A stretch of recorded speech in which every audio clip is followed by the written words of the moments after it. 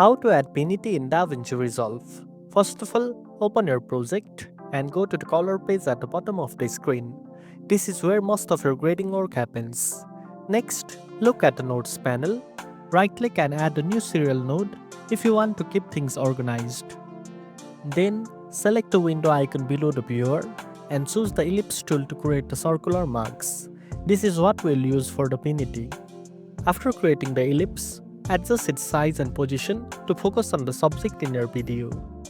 You can make it larger or smaller by dragging the corners, and you can move it around to center it perfectly.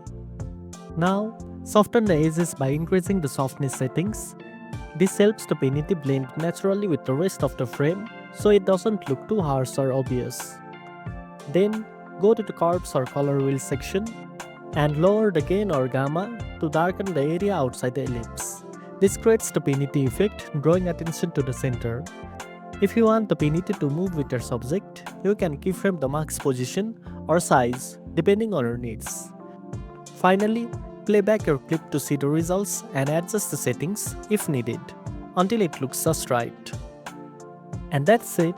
Now you know how to add the Pinity in DaVinci Resolve.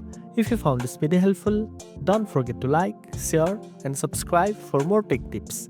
Thanks for watching, and I'll see you in the next one.